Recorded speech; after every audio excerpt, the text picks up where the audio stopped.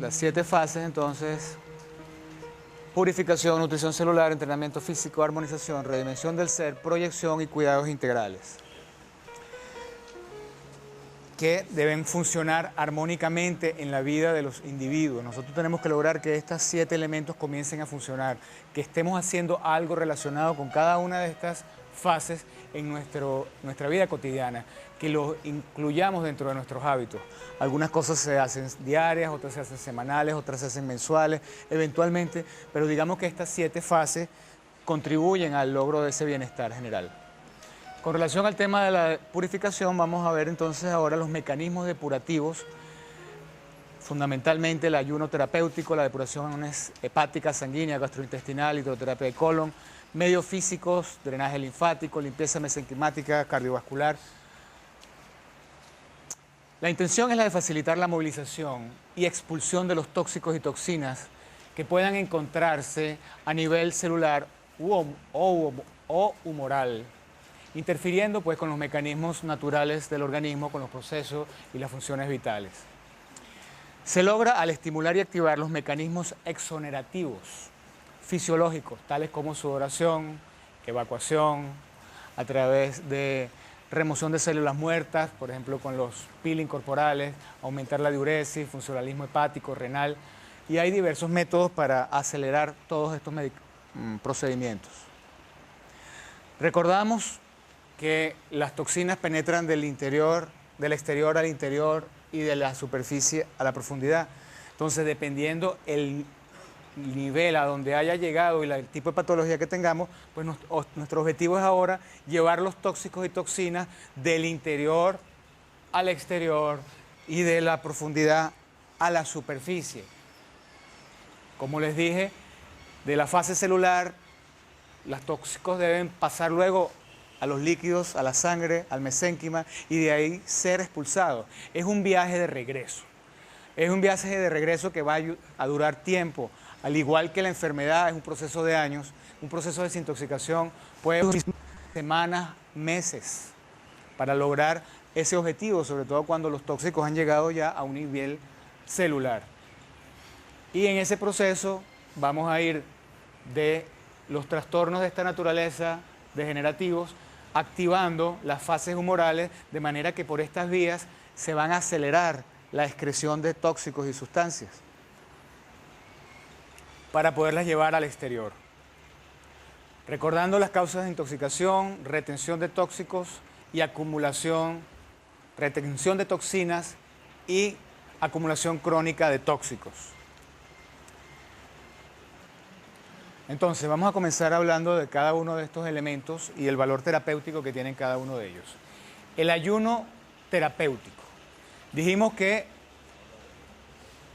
si nosotros tendríamos a intoxicarnos porque aumentaba el periodo de retención de toxinas, porque estamos comiendo quizás más de la cuenta y le damos poco tiempo al organismo para que desintoxique, si queremos entonces entrar en una fase de desintoxicación, entonces tenemos que entrar en una en la cual el organismo deje de comer. Y ese ayuno va a empezar a prolongarse en el tiempo según el objetivo terapéutico. Habrá personas que con un día de ayuno es suficiente para un mantenimiento, porque está relativamente sano, pero hay quienes requieren un ayuno más prolongado, y en las enfermedades crónicas el ayuno puede llegar a ser de 21 días o incluso de 40 días y a veces hasta de un poquito más. ¿Qué entendemos por ayuno? Ayuno es la abstención total o parcial en la ingesta de alimentos. Se habla de total cuando dejamos de consumir proteínas, carbohidratos, lípidos y en general nos quedamos solamente con agua, incluso preferiblemente agua destilada. Y se habla de ayuno parcial cuando lo que estamos eliminando es el consumo de los carbohidratos, proteínas y lípidos, de manera que con eso no se activa la insulina y entramos en un régimen catalítico para la producción de energía, en el cual vamos a empezar a consumirnos el glucógeno las primeras 24 a 48 horas, y cuando hemos acabado con el glucógeno, el cuerpo empieza a comer proteínas y grasas. Al darse cuenta que el ayuno continúa más allá de 72 horas, el cuerpo entra en una fase de ahorro, libera un poco de insulina para evitar que haya una catálisis de proteínas, ya que las proteínas son vitales. Entonces entramos en una fase exclusivamente de catálisis de grasas.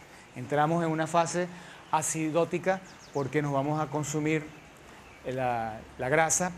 Recuérdense que la acetona, o sea, el ácido graso, al igual que la glucosa, son fuente de energía para el cerebro y para el riñón. Entonces, perfectamente con cualquiera de los dos combustibles funcionan las células del organismo.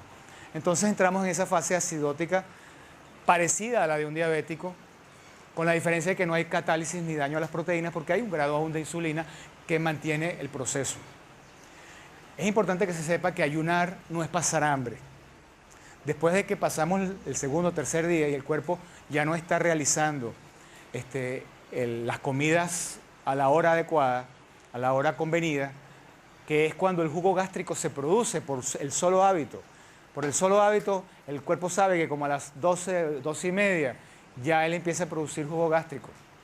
Pero si nos pasamos un día sin comer y llegan a las 4 o 5 de la tarde, que aquel hambrero que tenemos, ustedes no han notado que de golpe como a las 5 o 6 de la tarde, tanta hambre que había, de golpe ya no tengo hambre. Porque el cuerpo deja de secretar jugo gástrico. Porque cualquier cosa que implique en este momento un trabajo es algo que a él no le conviene, porque entra en una nueva economía, en una economía de emergencia de tipo ahorro. Ya que no me está llegando la energía de afuera, tengo que empezar a ahorrar la que tengo y a sacar el combustible de mis reservas. Se invierte por completo el proceso. Cuando comemos, vivimos de la energía que viene de afuera. Cuando estamos en ayuno, vivimos de la energía que tenemos almacenada dentro del cuerpo. Entonces nos metemos en esa fase de catálisis de carbohidratos, primero, luego de proteínas, luego se limita y luego entramos en esa fase de catálisis de grasa que va a durar mientras haya grasa. Y mientras haya grasa, no vamos a sentir hambre, porque el hambre es producto de utilizar el jugo gástrico. No vamos a producir jugo gástrico porque estamos en ahorro.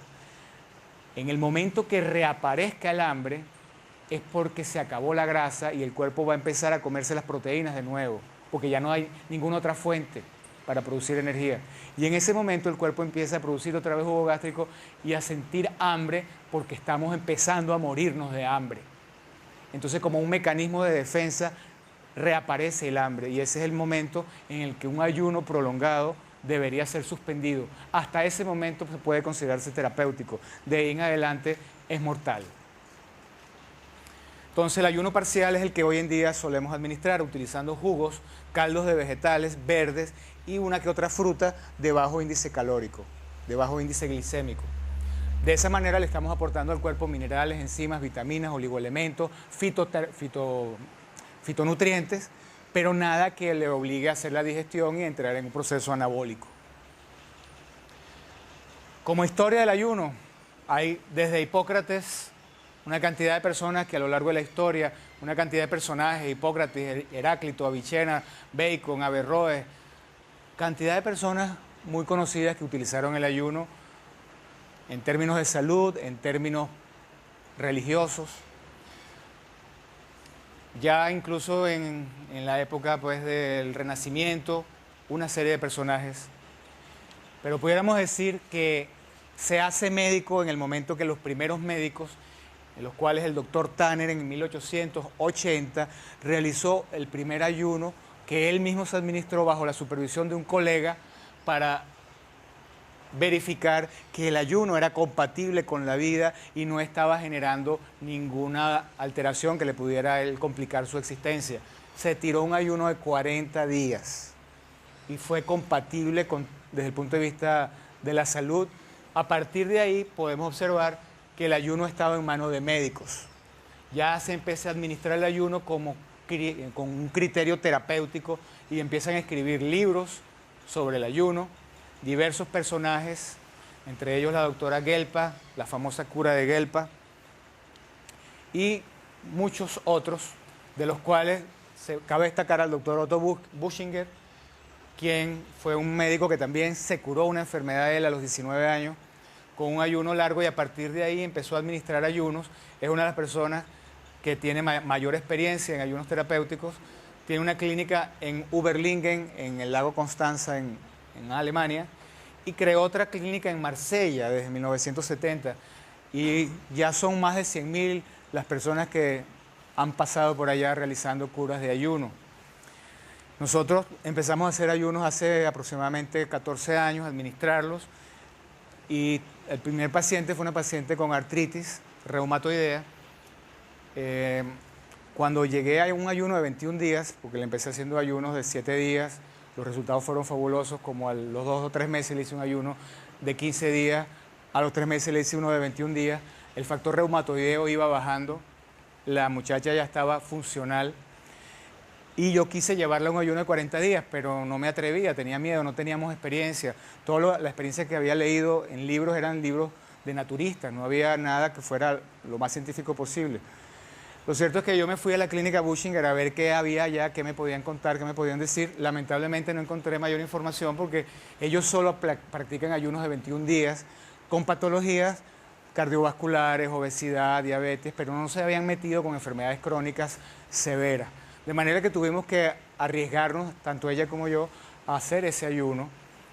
Encontré en un libro una guía que decía que después del día 30 aparecía una mancha en la lengua, una mancha marronuzca, que entre el día 30 y el 40 la mancha se iba haciendo y más intensa el color, y luego ¡pac!, desaparecía. Y que en el momento que desaparecía es en el momento que se supone que aparece el hambre y que se acabó la grasa, y que ese es como el último gesto o presencia de tóxicos en el cuerpo, y ese es el momento para terminar el ayuno. Y tal cual la mancha apareció, y el día 45 suspendimos el ayuno de agua. A partir de se mantuvo en un ayuno de frutas por 10 días, y les puedo decir que esa niña hoy en día todavía se mantiene con el RA test negativo. En ese momento se negativizó por completo. Bien, de manera que sí, hoy en día podemos hablar de experiencia en ayunos prolongados. El ayuno activa el mecanismo ácido simpático-tónico de desintoxicación y estimula la liberación de la hormona del crecimiento, como bien sabemos hoy en día, que es una de las causas por cual el ayuno se administra y se puede practicar como un método de rejuvenecimiento. Les digo que en estas clínicas en Europa la gente va todos los años a hacer un ayuno de 21 días. Hay gente que lo hace con regularidad como antienvejecimiento. ¿Total o parcial? Parcial. Ayuno terapéutico, activación de las células fagocitarias, regeneración tisular, que viene posteriormente, detoxicación, drenaje de toxinas hacia las vías de eliminación, y disminuye el input interno hacia el sistema nervioso central. Es importante entender que la terapéutica desintoxicante es el primer paso. Antes de iniciar cualquier proceso que se haga de rejuvenecimiento, de regeneración o lo que sea, primero hay que desintoxicar para después regenerar. Beneficio del ayuno: limpia el organismo liberándolo de los venenos circulantes y otras toxinas residuales. Hay disminución de peso que alivia las cargas sobre columna y articulaciones. Facilita la función pancreática a tal punto que algunos diabéticos pueden reducir el uso de insulina, sobre todo refiriéndonos a diabetes tipo 1, porque la diabetes tipo 2 tiende a desaparecer y a curarse con una alimentación adecuada y con ejercicio. Permite que el intercambio de gases y sustancias ocurra con mayor facilidad. Aumenta la fortaleza del corazón, la actividad respiratoria, la actividad mental y la capacidad desintoxicante del hígado. Disminuye los depósitos arterioscleróticos en las arterias. Por lo tanto, es un complemento para la terapia de quelación cuando estamos queriendo limpiar las vías cardiovasculares. Destruye la grasa de las paredes vasculares, produce una sensación de bienestar y tranquilidad interior, es compatible prácticamente con cualquier otro tratamiento y no presenta complicaciones para su realización. Mientras la persona esté en condiciones de peso, porque si ya está depauperado por un cáncer, pues no está en condiciones de practicar un ayuno. Ayunar también es beneficioso en la preparación preoperatoria porque mejora la condición del paciente, aumenta la respuesta inmunitaria contra infecciones específicas, reduce los peligros de trombosis o ataque cardíaco, pues fluidifica la sangre y aumenta la capacidad del tejido para la recuperación de heridas. En pre y posoperatorios, fabuloso. Cambios metabólicos durante el ayuno. Hay una rápida y segura disminución de peso. Así que se puede utilizar el ayuno para bajar de peso. Tengo pacientes que me han hecho 60 y 80 y 90 días de ayuno. Una manera fabulosa y rápida de bajar de peso, además que nos ayuda a controlar y a identificar en nuestro cerebro la diferencia entre hambre y ganas de comer. Cuando tú empiezas a vivir varios días, sobre todo un obeso y un adicto a los carbohidratos, y a descubrir que no tengo hambre y qué bien me siento, algo cambia y a partir de ahí el poder aprender a comer con moderación y sentir comí hasta que estoy satisfecho en vez de comer hasta que me comí todo lo que había en el plato, comienza a ser una nueva realidad y algo posible para una persona con problemas de adicción a los alimentos y a la comida. La reducción de la presión arterial, la disminución de los niveles de grasa en sangre, ajuste de los niveles de azúcar, regulación de la sedimentación globular, alivio de las venas varicosas, mejoría en la condición de todo el tracto digestivo, recuperación de vesícula biliar, incluso eliminación de pequeños cálculos, eliminación de sustancias tóxicas alojadas en nuestro organismo y posibilita la regeneración celular de tejidos inflamados y desgastados. En este caso, todo tipo de proceso inflamatorio, crónico, fibromialgias, artritis, funcionan muy bien. Problemas cardíacos y circulatorios, indicaciones del ayuno. Hipertensión, hiperlipidemia, arteriosclerosis. Trastornos estomacales, intestinales, estreñimiento, colitis, úlceras. Enfermedades hepáticas, cirrosis, esteatosis hepática, cálculos. Trastornos venosos y de piel, psoriasis, eczemia, alergias. Obesidad y trastornos del metabolismo. Enfermedades reumáticas de músculos y articulaciones, en general todas las enfermedades autoinmunes, enfermedades degenerativas articulares. Puede ser beneficioso también ayunar en las siguientes condiciones: asma, diabetes, estados infecciosos y febriles y cáncer en etapas no avanzadas o después de cirugía, radio o quimioterapia. Entonces tenemos una herramienta fabulosa. Seguimos luego con la depuración gastrointestinal que puede realizarse de diversas maneras. La más sencilla y conocida por nosotros son las purgas, laxantes, enemas y colónicos. Las purgas con sustancias que no sean irritantes, preferiblemente el aceite ricino es la que considero ideal. Eventualmente, si con ese no funciona, pues de repente, muy eventualmente, un poco de sal de higuera, que puede ser un poco irritante, pero que podría utilizarse eventualmente. Claro que la leche de magnesia también. Entonces, las purgas evacúan el contenido de la luz intestinal, pero no desprenden las impactaciones fecales de la mucosa, para las cuales vamos a necesitar un procedimiento mucho más profundo. Tienen el peligro de poder irritar la mucosa y generar a veces deshidratación. Los laxantes son sustancias que favorecen la evacuación intestinal porque aumentan la masa fecal, suavizando las heces o lubricando la pared intestinal, para lo cual hay diversas cantidades de plantas y sustancias que se pueden utilizar eventualmente. Pero la idea es que una persona estreñida deje de ser estreñida y no esté condenado toda su vida a usar laxante, para lo cual lo recomendable es que después de que se haga una limpieza de colon bien hecha, se entrene el colon a evacuar durante 2 o 3 meses para que adquiera el ritmo de evacuación que idealmente debería ser en la mañana al levantarse. Recuperar el ritmo de por lo menos evacuar una vez al día. Entonces eso se hace entrenando a la persona con volúmenes y con laxantes y con una serie de sustancias que lo faciliten y que aceleren el tránsito mientras la musculatura del colon empieza a adquirir tono, fuerza y se va adquiriendo el ritmo circadiano de evacuación que teníamos desde niños y que en algún momento perdimos. Los enemas son lavados intestinales que simplemente, generalmente, lavan solo el colon descendente y permiten la irrigación de sustancias que puedan tener algún tipo de beneficio, limpiadoras, emolientes, balsámicas, digestivas, nutrientes. Los enemas pueden ser de diversos tipos, como les digo, de limpieza, emolientes, dependiendo del tipo de sustancias que usemos, balsámicos, digestivos. nutritivos para repoblar la flora bacteriana, dar nutrientes, terapéuticos, utilizando incluso algún tipo de medicinas por esa vía. De esta forma tenemos, y los enemas de retención, que pueden administrarse, por ejemplo, aceites y yogur, diversas sustancias que se le introduce y se le deja un cierto tiempo a la persona adentro.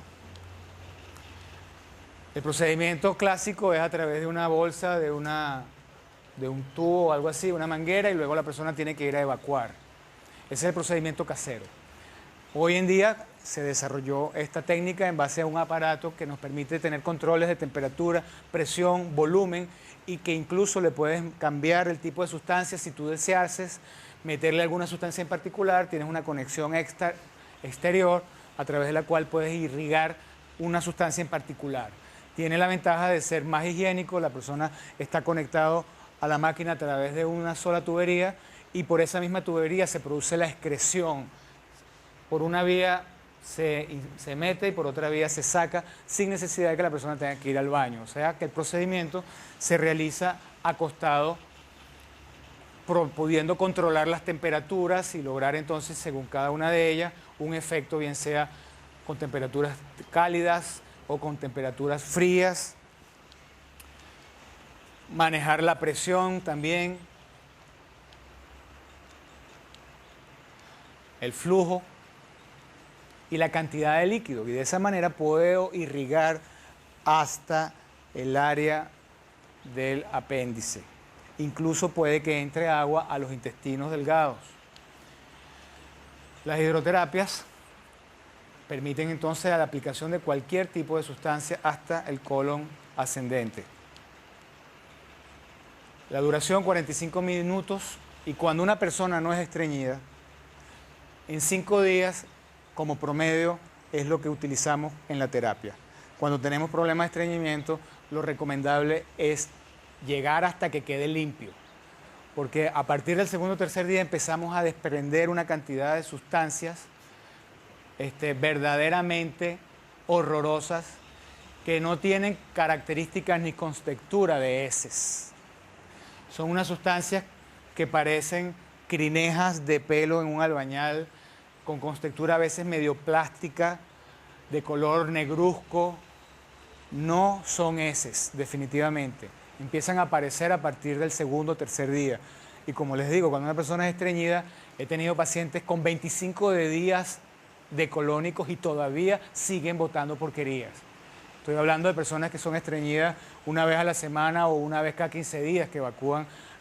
Hay pacientes que evacúan una vez al mes. Y lo peor es que para algunos de ellos eso es normal. ¿Por qué es normal? Porque toda la vida han evacuado así. Y cuidado si no le hacemos una anamnesis adecuada, porque tú le preguntas, ¿y cómo evacúa? Bien, doctor. Y ya está. Bien, ¿qué significa para usted? Una vez a la semana. Ah, no, perdóname, eso no es normal. Lo normal es evacuar una vez cada vez que comemos, ¿cierto?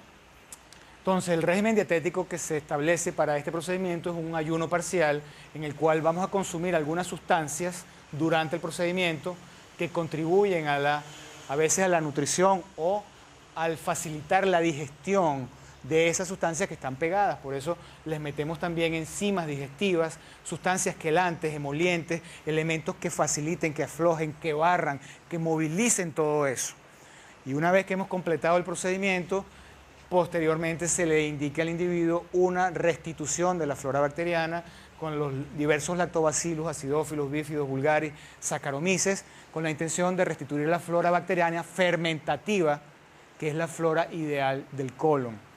Por lo menos durante una semana posterior debería comer vegetariano, y después puede empezar a comer carne, para que cuando empiece a comer cosas putrefactivas que se van a podrir allá adentro, ya tengamos un tránsito digestivo lo suficientemente rápido como para que no le demos chance a que las cosas se pudran y que predomine siempre la flora fermentativa sobre la flora putrefactiva, que eventualmente irá apareciendo también.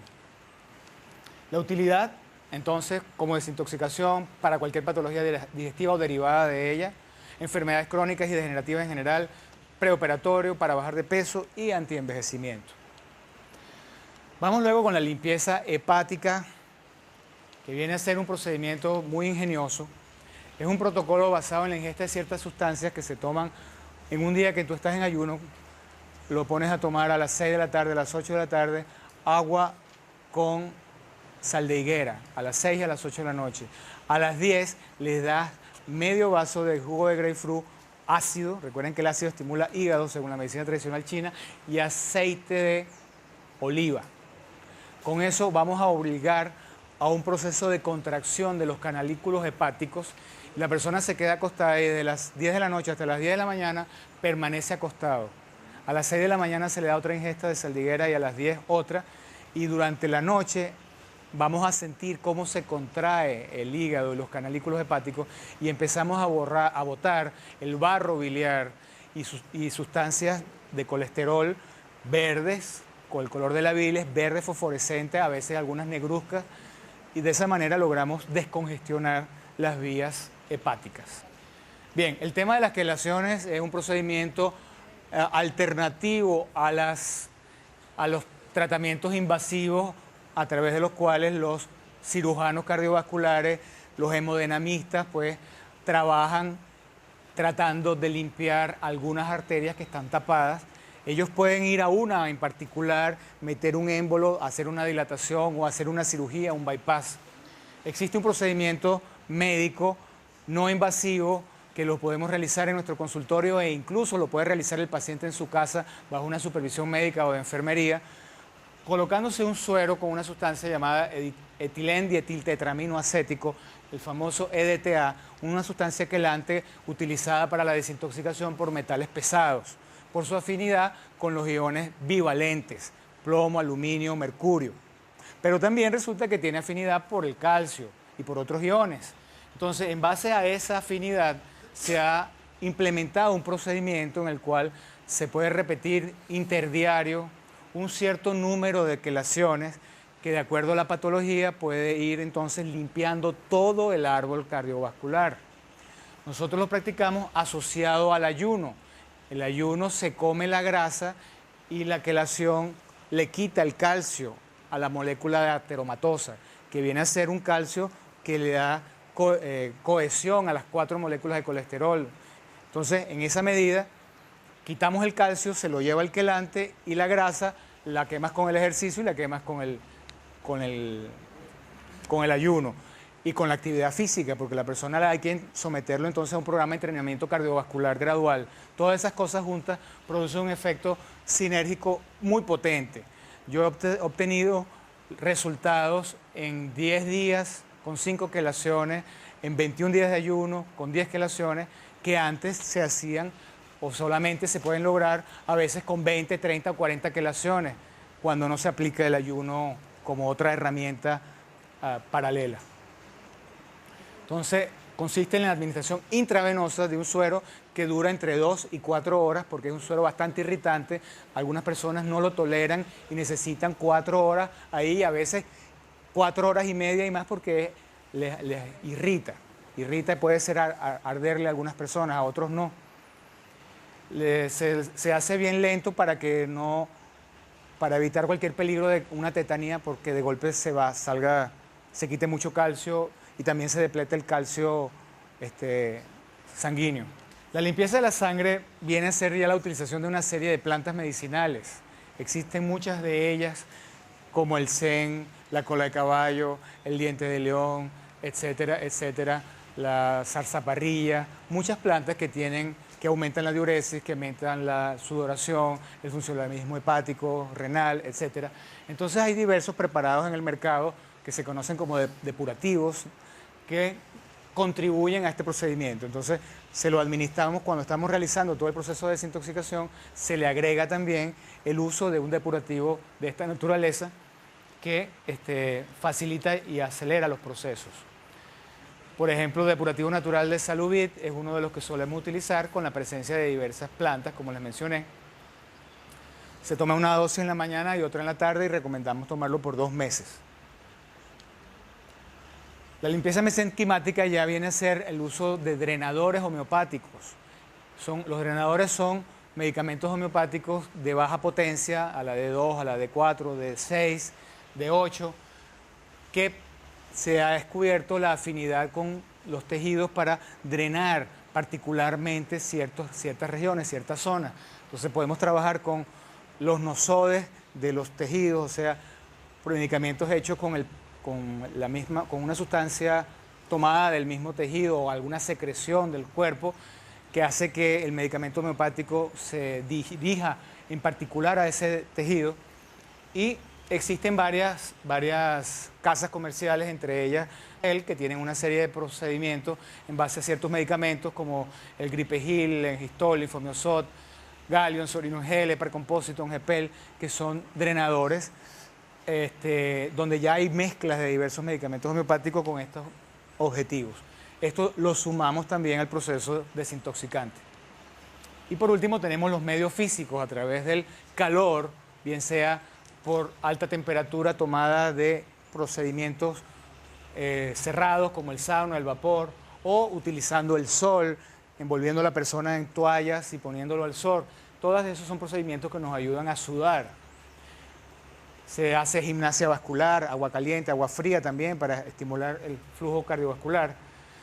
La arcilla, por sus propiedades quelantes, que es lo que vamos a hacer en la terapia de los 4 elementos, cuando después de haber hecho el sauna y todo eso, se hace un peeling corporal en base a azúcar o en base a crin de caballo o arena, que nos ayuda a tumbar las células muertas, y luego la arcilla termina de chupar algunas sustancias que se han superficializado con el proceso, pero que no han terminado de salir a través de la sudoración.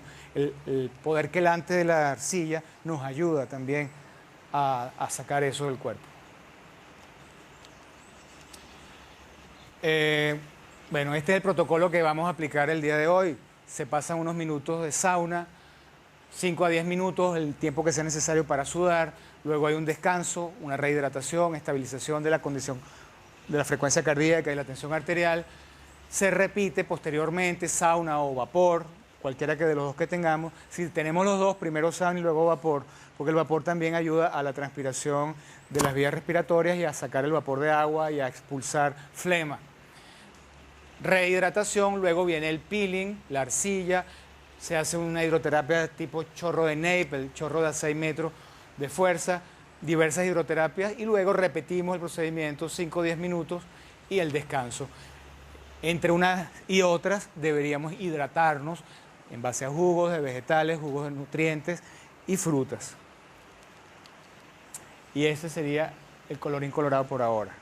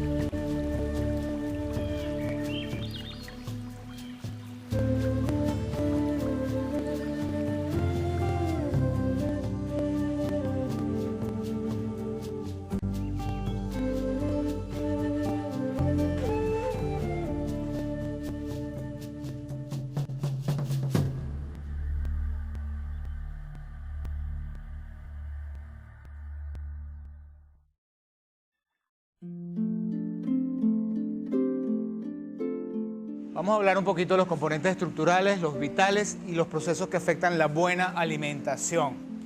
Bien, los macronutrientes, ya los mencionamos, carbohidratos, proteínas y grasas, los micronutrientes, vitaminas, minerales, oligoelementos y enzimas, y los fitonutrientes, que es una nueva familia de personajes muy interesantes, recientemente introducidos en el vulgo médico: carotenoides, flavonoides, sulforafenos. Recuérdense que fundamentalmente existen grasas saturadas, grasas insaturadas. Las saturadas son las menos saludables. No es que no las podamos comer, pero comerlas con moderación. Se encuentra fundamentalmente en animales y en vegetales. En el reino animal, en las carnes que solemos comer de ganado, ave, cerdo y en los lácteos vacunos. En el reino vegetal, en el coco, la palma y los aceites refinados. Entonces, aceites de coco, aceite de palma, chigüen coco, muy rico pero poco. Aceites refinados, chao con ellos. Desde el punto de vista de las grasas insaturadas, entonces tenemos también en el reino animal y en el reino vegetal los peces. Los lácteos caprinos no es que sean insaturados, pero son de cadena corta y los puse de este lado queriendo decir que se pueden consumir con un poco de mayor frecuencia los lácteos caprinos. Y en el reino vegetal, todos los oleaginosas, ajonjolí, girasol, aguacate, prímula, borraja, linaza, maíz, soya, germen de trigo, sobre todo en forma de aceite y si son prensados al frío. Recordamos lo que vimos sobre los saturados y los insaturados y el fenómeno a través del cual, debido a las altas presiones y temperaturas, se convierten en isómeros trans. Y también recordamos que los elementos donde se en las carnes, y retomando el omega 9, oliva, ajonjolí, girasol, aguacate, el omega 6, ajonjolí, girasol, soya, maíz, leche materna, avena, borraja, prímula, linaza, vegetales verdes y peces en general, los EPA. Omega 6 y omega 3 son entonces los ácidos grasos esenciales. Su función: reducen enfermedades cardiovasculares, disminuyen los niveles de triglicéridos, elevan los niveles de colesterol bueno, el HDL, disminuyen el crecimiento de la placa ateromatosa, disminuyen la presión arterial, son antiinflamatorios y regeneración de membrana celular. Básicamente los omega 3 y omega 6. El omega 9, que es el ácido oleico, ayuda a bajar el LDL, pero estos suben el HDL. En cuanto a las proteínas, entonces, tenemos del reino animal, del reino vegetal, aquel mito de que solo se deben comer carnes para mantener una dieta adecuada en proteínas. Se rompe en el momento que descubrimos que existen vegetales que poseen los 8 aminoácidos esenciales, el triptófano, fenilalanina, lisina, leucina, etc. De manera que el quinchoncho, la linaza, que no solo tenía omega 3, sino también los 8 aminoácidos esenciales, la alfalfa, la levadura de cerveza, la soya, la quinoa y el amaranto, que no los consumimos en nuestro país, pero en países como en México existen las alegrías galletas hechas de amaranto, que es el famoso bledo, pira o Caracas en Venezuela. La pira en Oriente, el bledo en el centro, Caracas en Caracas. Por eso a Caracas se llama Caracas, porque los indios Caracas tomaron su nombre de que en el Valle de Caracas había mucho de esa planta. Pero es la semilla. El vegetal se puede comer, pero la proteína está siempre en el germen que se encuentra en la semilla. Entonces, esta se infla como una cotufa, explota y salen como unas bolitas de anime. Se juntan y se hacen esas galletas llamadas alegrías. La quinoa es un elemento parecido que se utiliza en Ecuador, Perú. La espirulina, un alga que como suplemento dietético tiene todos los aminoácidos esenciales. Fuera de ellos, nos encontramos con otras leguminosas que no los tendrán todos, pero tienen otros. Entonces, si yo de repente como frijoles con caraotas, con arvejas y alterno unos con otros, el aminoácido esencial que no tiene una lo tiene el otro y a la hora de la verdad uno empieza a complementar. Por eso una de las riquezas importantes de una alimentación sana es la diversidad de alimentos. No podemos ser temáticos. Tenemos que comer mientras mayor cantidad, cultivar en nosotros la disposición y el gusto y el paladar para comer de todo y en diversas formas. Pistachos, nueces, avellanas, en general todas las semillas, champiñones. Y en el reino animal, las más saludables son aquellas entonces cuyas grasas son menos saturadas. Aquí hay un error, grasas insaturadas. En los pescados o bajas, como los lácteos vacunos, como los quesos. Perdón, no es que es un error, sino que son bajos en grasas saturadas. Es lo que quise decir. Con excepción de los pescados que son insaturadas. Entonces, los lácteos vacunos, como quesos frescos y añejos, descremados, yogur, requesón y caprinos. Los añejos son pecorino, provolone, manchego, queso de año y parmesano. Excluyamos los quesos amarillos y madurados porque son grasas demasiado ricas en grasa, en saturados y en colesterol. Carnes en general y lácteos, mariscos y la leche completa, o sea, la leche en polvo, que no es leche, es una bebida química láctea. No crean que es leche deshidratada. No, es una bebida químicamente elaborada por Nestlé, que entre otros ingredientes utilizan a la leche de vaca. Es un químico.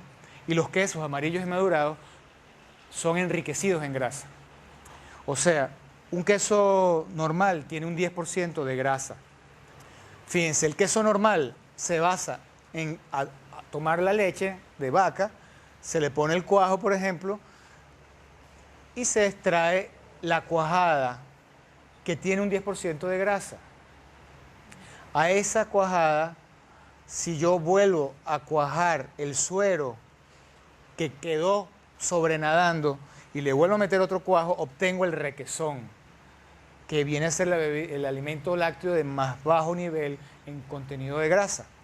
Se puede obtener lo mismo con un yogur descremado cuando le hago primero un descreme a la leche, hiervo la leche, le quito la grasa y luego le agrego el fermento láctico para realizar el yogur. Entonces, los quesos enriquecidos en grasa, imagínense que tienen hasta un 30, 40 y 50% de grasa. Todos esos quesos europeos, rancios, etcétera. Entonces, solo para probarlos eventualmente, degustaciones, no pueden ser parte de una dieta saludable. Y en cuanto a los carbohidratos, recordemos que existen los simples y los complejos, los simples monosacáridos y disacáridos que se encuentran en frutas, leche, malta, miel, pentosas y exosas. No hay mayor problema, tratemos de que comerlos de bajo índice glicémico. Se habla de índice glicémico apropiado por debajo de 55. Entonces hay frutas como la grapefruit, la pera, la manzana que están por debajo de 55. De repente la lechosa anda por 60, 65, otras andan por ahí más o menos. Hay cereales como el trigo, el arroz, que pueden tener un 70%, o sea, el índice glicémico es de 70. La papa. Entonces, cuidémonos del consumo de carbohidratos complejos, tratemos de reducirlo y si los vamos a consumir, procuremos que sean integrales, de manera que la proteína, los nutrientes y todo lo que se encuentra también en la cutícula, que vienen a ser pues minerales, vitaminas y enzimas, se mantengan también presentes en ellos.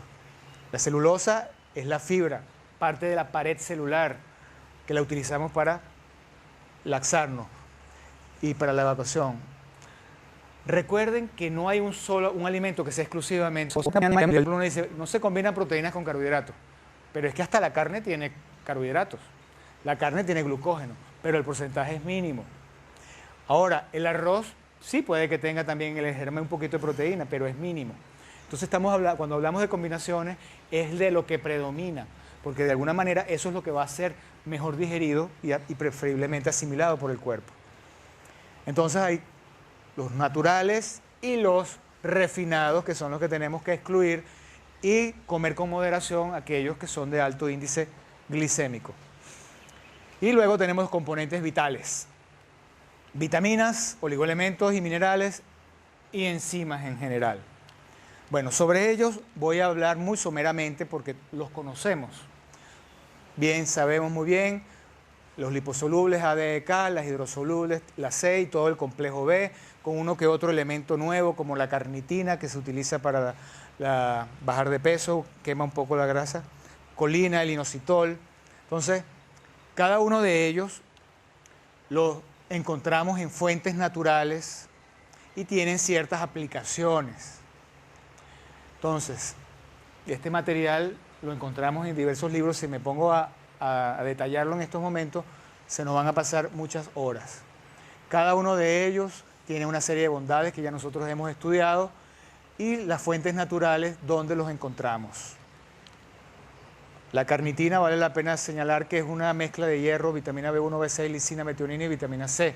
Se encuentra en la levadura de cerveza, lácteos, yema de huevo y ostra y se utiliza como un suplemento dietético cuando se desea quemar grasa. El letril se encuentra en las semillas de durazno y de damasco. Me pregunto yo cómo se lo comerá uno. Porque si hay algo duro son las semillas de eso. O sea, no sé de qué otra manera consumir el letril. Será como suplemento dietético. Porque no se me ocurre de ninguna manera quién come semillas de durazno o de damasco. No lo sé. Bueno, el ácido pangámico en los cereales integrales, el sésamo y el damasco, que son algunos así de los más raros. La vitamina B12, que es una de las cosas que necesitan los vegetarianos, se encuentran en los lácteos, huevos, pescados, sardinas, y el vegetariano a veces tiene que tomar suplementos en base a inyecciones, el que es vegetariano puro, porque puede haber deficiencia de ella. Y la vitamina C, la D, la E, la K. De ellas cabe notar la importancia de las antioxidantes como el ácido ascórbico y el tocoferol, alfa y gamma tocoferol y el tocotrienol. El ácido ascórbico presente en general cerezas, guayaba, kiwi, todos los cítricos, perejil, pimentón, brócoli, repollo, y en los aceites de germen de trigo, girasol, maíz, oliva, en las semillas oleaginosas, aguacate. Veamos los minerales, los que se encuentran en concentraciones abundantes en nuestro cuerpo, como el calcio, hierro, cloro, sodio, potasio, carbono y fósforo, y los que se consideran oligoelementos, elementos traza, en concentraciones muy pequeñas, formando parte generalmente de coenzimas y de vitaminas como el magnesio, manganeso, sílice, litio, vanadio, níquel, molibdeno, cromo, cobalto, boro, yodo, germanio, selenio y zinc. En relación a ellos es lo mismo. Tenemos una información bastante amplia de cuál es la función de cada uno de ellos y cuáles son sus fuentes. Sobre el magnesio cabe la pena decir que fundamentalmente se encuentra en los vegetales verdes y esa es una de las principales deficiencias de las dietas contemporáneas. El tema ese de que las personas que se descalcifican con los años tienen que tomar vitamina D,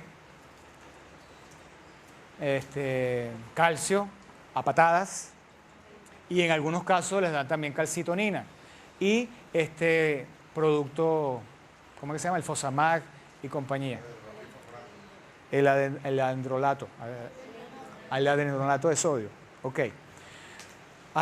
Hay un elemento que no está muy bien tomado desde el punto de vista nutricional.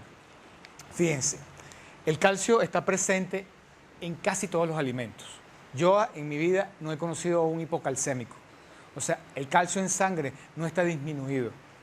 El problema es que no hay fijación de calcio en el hueso. Eso es otra cosa. Entonces la pregunta es, ¿cómo fijar el calcio en el hueso? ¿Cuál es el estímulo para fijar el calcio en el hueso? La hormona calcitonina. ¿Quién libera la calcitonina? 3 variables. La primera es el ejercicio, la actividad física, el trabajo del músculo contrapeso. Por eso los astronautas y la gente que están en cama por mucho tiempo se descalcifican. El segundo, ciertamente los estrógenos y la testosterona contribuyen a la fijación de calcio a través de estimular la calcitonina. Y en tercer lugar, la presencia del magnesio.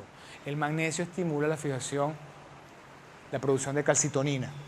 Nuestras dietas casi no tienen magnesio. Por el contrario, tienen mucho calcio. Entonces, el otro elemento que dejamos de tomar en cuenta, ¿qué hace que el calcio salga del hueso? La hormona paratormona. La paratormona estimula la producción, perdón, ¿qué estimula la producción de paratormona? 3 elementos también.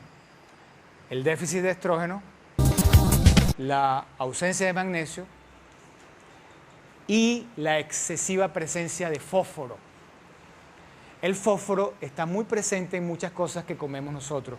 Embutidos, gaseosas, salsa de tomate y una cantidad de cosas que en la comida rápida está presente y tomamos todos los días. Se dice que la presencia de fósforo, calcio y magnesio en la dieta ideal debería ser una proporción de un fósforo por un calcio por un magnesio, 1:1. Y resulta que las dietas contemporáneas tienen una proporción de 10 calcios de 10 fósforos a 1 de calcio a 0.1 de magnesio. Así que cuando nosotros estamos metiéndole la vitamina D y calcio, lo que estamos contribuyendo es a la fijación de calcio en lugares extraóseos. Calcificaciones intradérmicas, calcificaciones en vasos sanguíneos, intraarticulares, etc. Así que revisemos este tema: ejercicio, modulación hormonal y magnesio. Vegetales verdes. Bien, cobre, cromo. Como les digo, esta información la necesitamos revisar en forma leída, mejor porque es muy amplia y hay que verificar bien dónde están cada uno de ellos para que cuando tengamos un paciente que requiera alguno de ellos, pues le hagamos una dieta orientada en un consumo mayor de cada uno de estos elementos. Boro, yodo,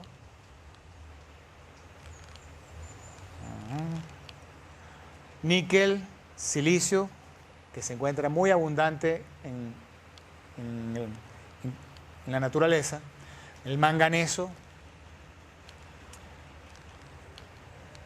el germanio, muy importante para subir la parte inmunológica, el selenio como antioxidante en cáncer de próstata y para estimularla y por la formación de algunas de las enzimas antioxidantes. Muy importante. El zinc, otro elemento sumamente importante. Recuerden que el zinc es utilizado para la producción de colágeno. Vitaminas 6 y zinc son importantes para la producción de colágeno. Y el cigarrillo tiene un elemento llamado cadmio, que es un antimineral del zinc. El cigarrillo consume 40 miligramos de vitamina C por cigarrillo. Así que el que se fuma 20 cigarrillos se está consumiendo en un día el gramo que se supone que debería ser el suplemento dietético diario. Así que un fumador tiene que tomar 2, 3 o 4 gramos de vitamina C para compensar un poco. Y consumir mucho zinc. Se ha reconocido estadísticamente que las mujeres que fuman entran en la menopausia entre 1, 2 o 3 años antes que las mujeres que no fuman, estadísticamente hablando. Y por supuesto se deterioran más. Molibdeno, cobalto. Y luego los minerales sodio, potasio y cloro. Calcio, que fíjense, como les digo, está en todos lados. Leche, quesos, almendras, hígado, moluscos y vegetales. Está en todas las cosas que comemos constantemente. Eso es imposible que la gente tenga déficit de eso. Huevos, pescado, granos, carnes, queso amarillo, leche y yogur, más todas esas fuentes indebidas de fósforo. Bien, las enzimas es otro elemento despreciado normalmente. Las enzimas cumplen una serie de funciones. Son compuestos proteicos que realizan funciones metabólicas, hidrólisis, proteólisis, catálisis. Incluso a nivel terapéutico sabemos que ayudan no solo a la digestión, sino como efecto antiinflamatorio. Y hay compuestos muy buenos a nivel farmacológico que tienen concentraciones elevadas, como el wobenzim, con el cual se puede trabajar a nivel inflamatorio en las enfermedades inflamatorias crónicas, como un elemento que nos ayuda a dejar fuera otro tipo de elementos agresivos, como puede ser la cortisona. Se encuentra presente en las células vivas en algunos alimentos elaborados por animales, por ejemplo la miel. Cuando les digo que consumamos los brotes de la semilla, pues en los brotes están las enzimas presentes también. Y entramos ahora en el campo de los fitonutrientes, que son los que les voy a dar mayor énfasis en esta charla, ya que son los más desconocidos por nosotros. Son sustancias presentes naturalmente en las plantas, en los alimentos naturales, y sus efectos positivos sobre la salud y sobre algunas funciones específicas del organismo son maravillosas, porque fundamentalmente contribuyen al crecimiento y desarrollo, protección cardiovascular, en el metabolismo de sustancias, glicemia, colesterol y triglicéridos, son antioxidantes y anticancerígenos. Cada uno de ellos tiene a veces preferencia por algunos tejidos, de manera que tenemos que investigarlos bien, porque para el cáncer de mama hay un fitonutriente particular y para el de próstata otro. Y para cada uno de ellos podemos entonces hacer una indicación médica de fitonutrientes específicas para el funcionamiento del tracto gastrointestinal y funciones psicológicas y conductuales.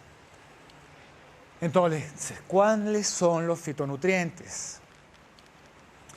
Hay diversas familias, las isoflavonas, los ditiotiones, los indoles, fitoesteroles, flavonoides, los sulfidros, los isotiosanatos, saponinas, carotenoides, todos se encuentran en los vegetales crudos. Algunos son fundamentalmente antioxidantes, como el flavonoide y los carotenoides. Algunos son incluso desintoxicantes, aceleran los procesos desintoxicantes del hígado, como los sulforafenos. Algunos son sinérgicos con vitaminas, como los bioflavonoides, con la vitamina C. Y otros reducen el riesgo de ciertas enfermedades crónicas. Entonces, como habíamos mencionado, que muchos antioxidantes dejan de ser efectivos alrededor de los 40 años porque se pierde la capacidad antioxidante, requerimos suplementar después de los 40, complementar con nutrientes y no solamente comer más de estas cosas, sino no olviden que después de los 55, 60 años, la capacidad digestiva del organismo es menor. Para poder administrar la cantidad de nutrientes requeridos, a veces tenemos que comer más y eso nos puede obligar a engordar.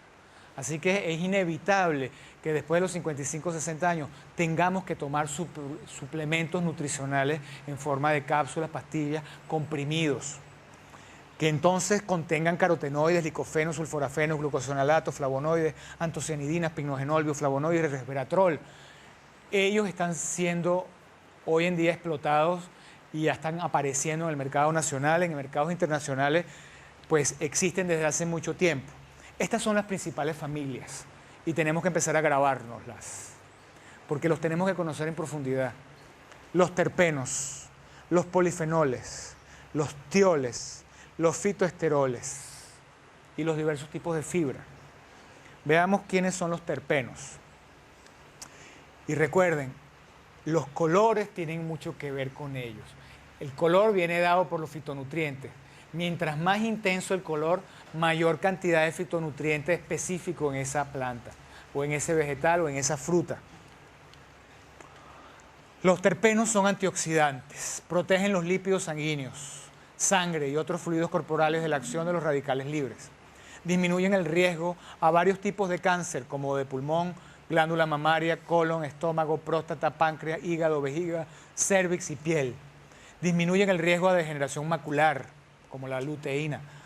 Función de vitamina A, protección antioxidante de la vitamina A y E y reducción del colesterol. Los carotenos, entonces los colores rojos y naranjas son terpenos. Tenemos los alfa, beta y epsilon carotenos en la zanahoria, albaricoque, durazno, vean, fundamentalmente cosas rojas. Espinacas, coles, pimentón rojo, mango, auyama, algunos vegetales, plátano, guayaba.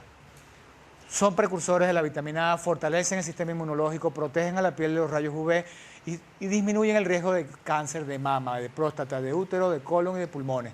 Por eso, carotenoides para cáncer de mama y próstata. El licofeno en los tomates, en el pimentón, guayaba, albaricoque. El licofeno se extrae mejor si el tomate ha sido hervido, o sea, en sopas o salsas. Se asimila mejor y es mejor asimilable por el cuerpo que el tomate crudo. Disminuye el riesgo de degeneración macular, disminuye el riesgo de cáncer de próstata, de cérvix, de pulmón, de vejiga y de piel, y protección cardiovascular. Muy importante el consumo de tomate. La luteína para los ojos. La zeaxantina se encuentra en las coles, espinacas, perejil, pepinillos, lechuga, petit pois, auyama. Son antioxidantes de la vitamina A y E y otros carotenoides. Disminuyen el cáncer del aparato reproductor femenino y del colon. Igualmente la cantasantina, criptosantina, astaxantina, presentes en los duraznos secos, lechosa, naranjo, mango. Entonces todo esto, como les dije, andan por los colores rojos y naranjas, medio amarillentos. Y los limonoides, otro tipo de terpenos, limoneno, pineno, eucaliptol, presentes en cáscaras de frutas cítricas y en los ollejos. Controla el crecimiento celular, potente anticancerígeno. Tenemos luego los polifenoles, una familia muy amplia, entre ellos conocido el resveratrol, las antocianidinas, el pignogenol, que es un nombre, una marca.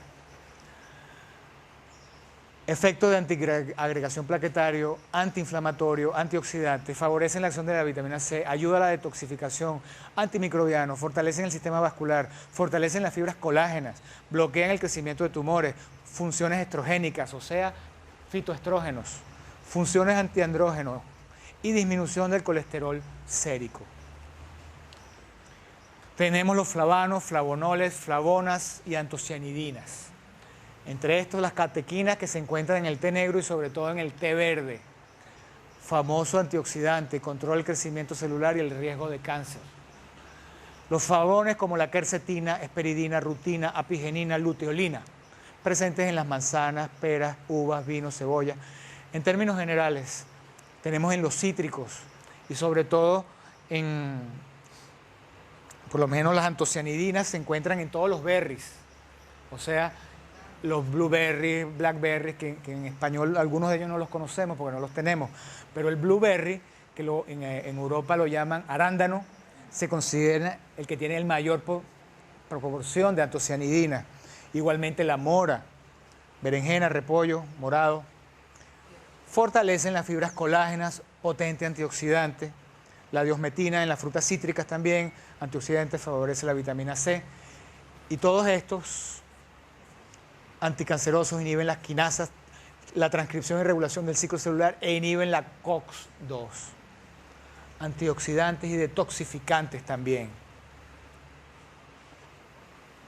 Y todo eso está en los vegetales que pudiésemos comer todos los días, en los jugos que podemos preparar y darle a los pacientes.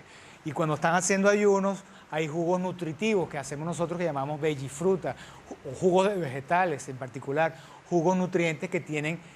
O sea, hay unos aparatos interesantes en Estados Unidos que no los venden en todos lados. Hay varias maneras de hacer jugos de vegetales. Hay uno que es con una que es una aspa, pero ese no es el ideal. El ideal es un aparato que es un extractor que lo hace por presión, que va estripando la fruta y sale el extracto completo. Eso no lo venden en ningún lugar, generalmente es por internet o por vía. Si quieren, yo tengo la página web de la gente, vale como 300 o 400 dólares, pero es fabuloso. Yo estoy por comprarme uno para acá. Las isoflavonas, conocidas como elementos estrogénicos que son fitoestrógenos, que se utilizan en las etapas de menopausia y premenopausia. Genisteína, daicina, las isoflavonas de soya. Entonces, función antiandrogénica, disminuyen el riesgo a cáncer de mama y disminuyen el colesterol sérico. Entonces, en vez de darle a las mujeres estrógenos, le damos vitamina E, les damos fitoestrógenos y de paso estamos contribuyendo a ayudar a mejorar los síntomas perimenopáusicos sin riesgo del riesgo de cáncer. Polifenoles como los taninos, que se encuentran en el vino tinto, el ollejo de la uva, té, café, espinacas, pasa, membrillo, etc. Antiinflamatorios, fortalecen el sistema vascular, efecto cardioprotector, antimicrobiano, aumentan la resistencia del LDL a oxidarse en las paredes. La enterolactona, enterodiol, que son otros fitoestrógenos, presentes en la linaza, en algunos granos enteros y cereales, que tienen funciones estrogénicas también y antiandrogénicas. Otros ácidos fenólicos como el elágico, presente en uvas, fresas, moras, nueces, anticancerígeno, antioxidante, antiplaquetario, antiinflamatorio. Bien, y este otro personaje que también es un polifenol, llamado resveratrol, este es el famoso de la uva y del vino tinto. También está en el vino blanco, pero en una proporción menor. presente en el vino tinto, súper potente antioxidante con acción selectiva en la célula cancerosa, activa y desactiva enzimas críticas, genes, hormonas y químicos. Tiene un efecto vasodilatador vía óxido nítrico, disminuye la agregación celular intravascular. Activa el gen de la longevidad, similar al efecto de la restricción calórica por desacetilación. Por eso el ayuno también y la restricción calórica contribuye a la producción también de hormona del crecimiento. Fuente, ciertos vinos, en los pinos, maníes, la piel de la uva, cura de Gelpa, Cospidum, y como suplemento nutricional. Los vinos de ciertas regiones bien extremas. Mientras más extremo el clima, recuerden que el antioxidante es antioxidante para la fruta y para la planta. Él lo fabrica para él protegerse.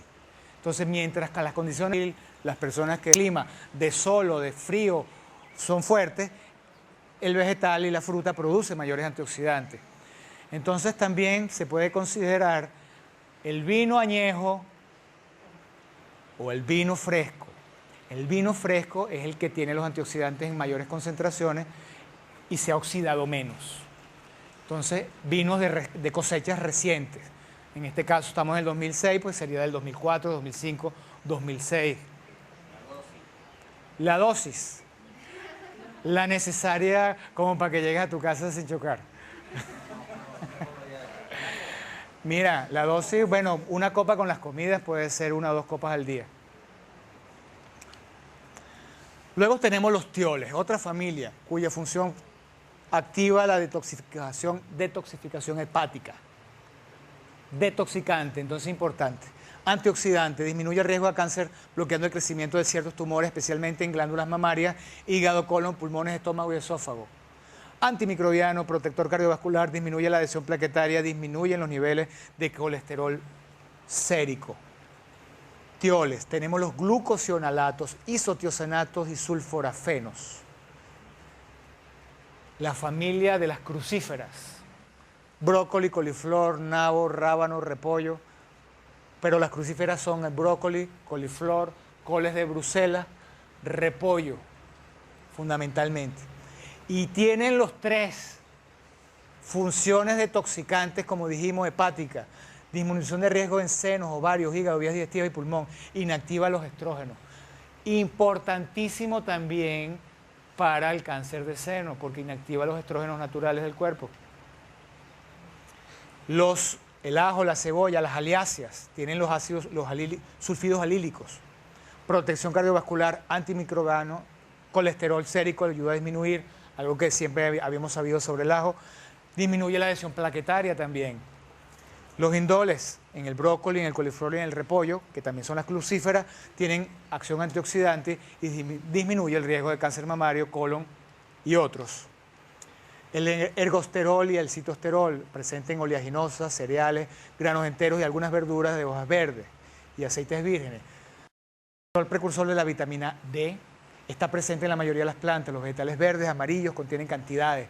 Tiene la habilidad de bloquear la absorción intestinal del colesterol y bloquean el desarrollo de formación de tumores en el colon, glándulas mamarias y próstata. Miren la importancia de consumir vegetales verdes para el colon, cereales integrales, todo eso protector. Entonces hay una de las causas de por qué protección contra el cáncer de colon. La fibra dietética, en términos generales, normaliza el tránsito intestinal, aumenta el volumen fecal, disminuye la absorción de grasas y azúcares, disminuye la absorción de colesterol, disminuye el riesgo de cáncer de colon. El policosanol es un personaje conocido, el famoso PPG de los cubanos. Tiene un efecto que contribuye a disminuir el daño inflamatorio de los vasos porque inhibe la oxidación del LDL colesterol, pero no es el único que lo hace. Ya hemos visto que la vitamina E también, y hay varios otros antioxidantes. Eleva el colesterol bueno, disminuye la concentración del tromboxano vasoconstrictor y su fuente es la caña de azúcar. Suplemento nutricional.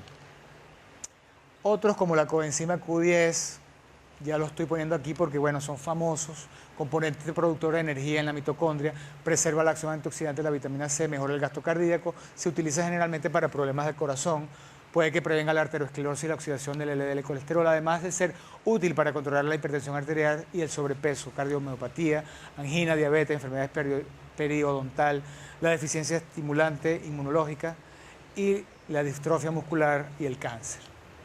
El D-glucarato se encuentra entre el grapefruit, manzanas, naranjas y sobre todo en el brócoli y coles de Bruselas. Estimula la metilación y es antioxidante. Por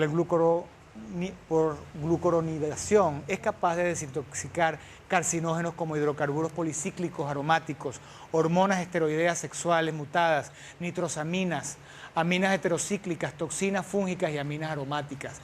Fíjense en el brócoli, también en todas las crucíferas y en los cítricos.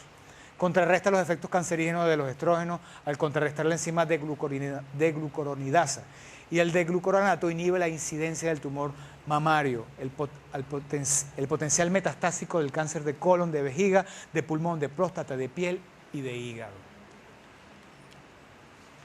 Hay otros elementos como el alfa-lipoico, ácido alfa-lipoico, que es un potente antioxidante, la lignina en la fibra, la clorofila en las hojas verdes, que es potente antimutagénico y con un gran poder neutralizador de toxinas, sobre todo para la vía digestiva. Conclusiones.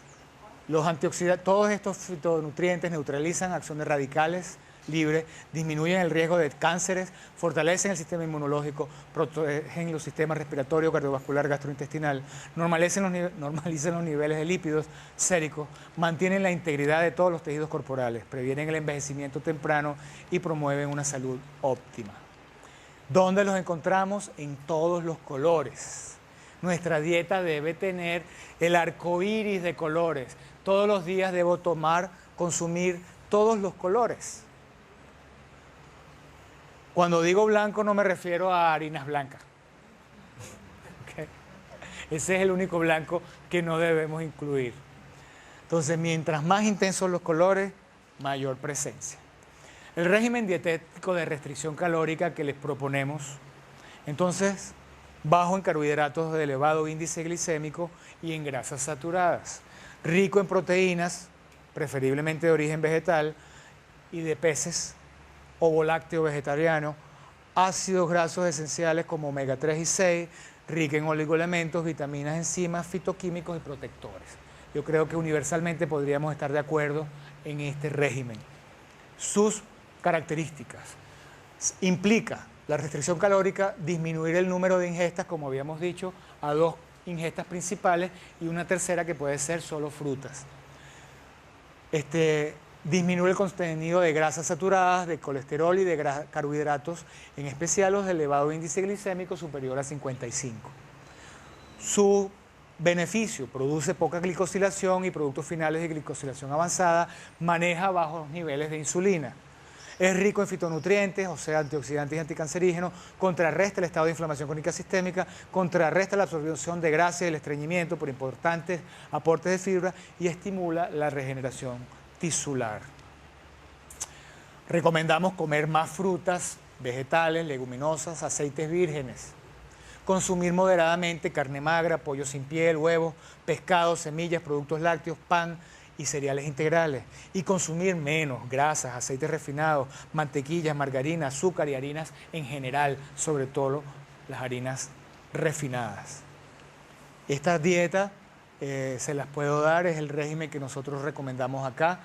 Los alimentos que llamamos prohibidos, en realidad restringirlos, comerlo lo menos posible.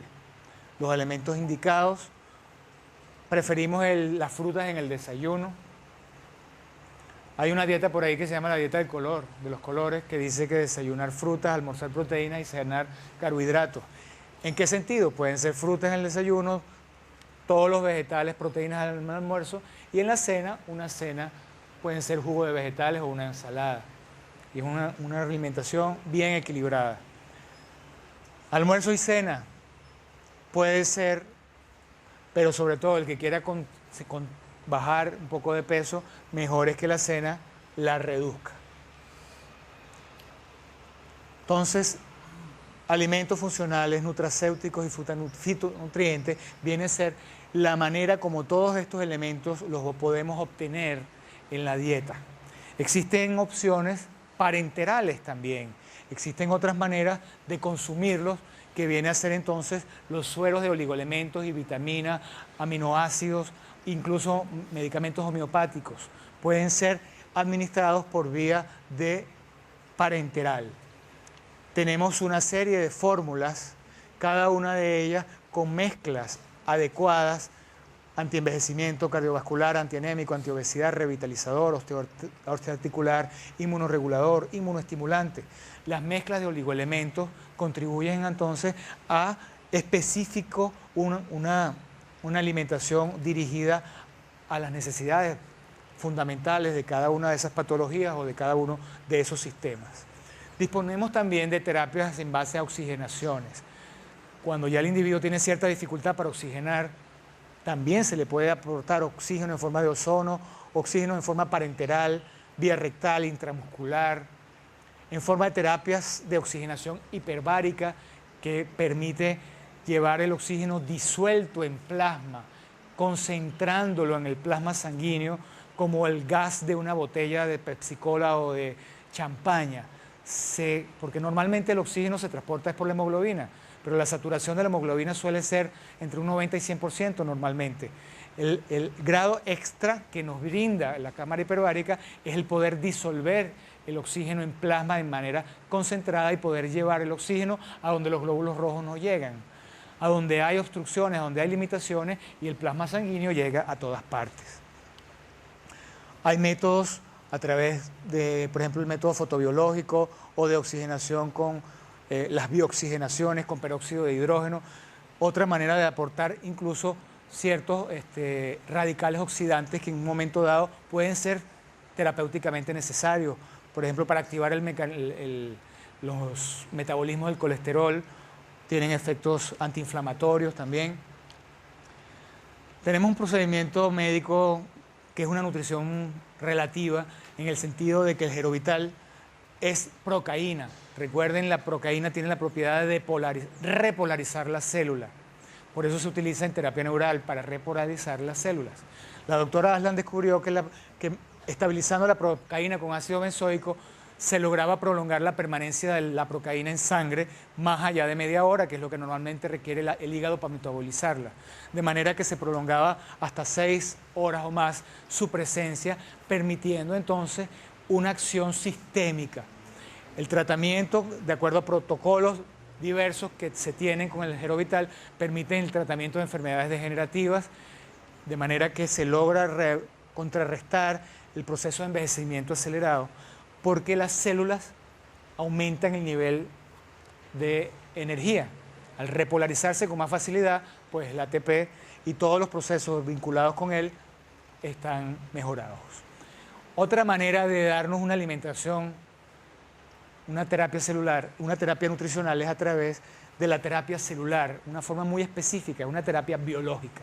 Estamos dando nutrientes específicos en forma de células, en forma de nutrientes extraídos de las células, componentes celulares.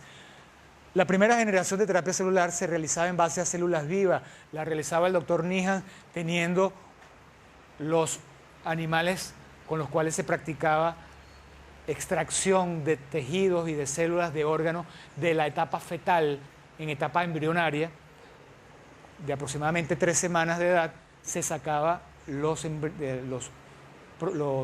células con respecto a cada tejido. Entonces se hacían los implantes directos. Posteriormente, segunda generación implicó la liofilización. Eso nos permite mandar las terapias liofilizadas a cualquier lugar del planeta y poder tener acceso a ellos sin tener que tener una granja de animales. Y la última generación trabaja en base a ultrafiltrados e hidrolizados de la membrana celular, que hace que queden libres los organelos, la cromosoma, el DNA, el ADN, etcétera, etcétera.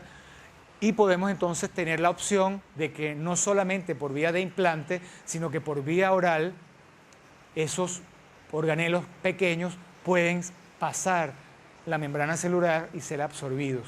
Entonces lo podemos infiltrar para asegurar un mayor aprovechamiento, o también pueden tomarse por vía oral. Esto desde el punto de vista nutricional. Ya hemos dicho que existen otras vías de terapia celular que está siendo investigada por la genética, la telomerasa aumentando el largo del telómero para prolongar la vida de los cromosomas, la terapia con células madre que se está extrayendo de los cordones umbilicales de los niños y que permite luego utilizar células madres para cualquier línea celular que se desee fabricar específica. Ese es el futuro de una medicina, pero que ya no estamos hablando de nutricional, sino genética, y se escapa de las razones de esta charla. Pero pudiéramos hablar que la terapia de modulación y reemplazo hormonal puede caer dentro de este género. Este es un tratamiento dirigido a estimular la actividad glandular, la producción hormonal o a elevar los niveles hormonales de las principales hormonas anabólicas cuyos valores descienden durante el proceso del envejecimiento, como dijimos, a partir de los 25 años y acentuadamente a partir de los 40. Como son la hormona del crecimiento, la DEA, la estradiol, la testosterona, la tiroxina, la melatonina.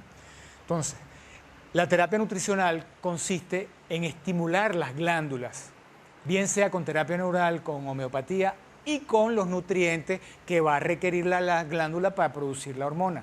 Si, por ejemplo, tirosina para producir tiroxina. Si deseo producir hormona del crecimiento, pues los 4 aminoácidos o 5 aminoácidos, lisina, leucina, triptófano, etcétera, que vienen a ser los que ayudan a que la hormona liberadora del crecimiento, el factor liberador de la hormona del crecimiento se fabrique para que estimule la producción de la hormona. Entonces, eso es a lo que llamamos modulación hormonal. Pero como el objetivo terapéutico es lograr mantener los niveles hormonales en los niveles más altos posibles, a veces no se responde a esta terapia adecuadamente y tenemos que ir al reemplazo hormonal. Ya en ese caso, obviamente, tenemos que inyectar, implantar la hormona del crecimiento, por ejemplo, que solamente se administra vía parenteral, y cualquier otra hormona que a veces se tiene que dar vía oral, etcétera, cuando no nos es posible lograr el resultado definitivo. Hemos terminado.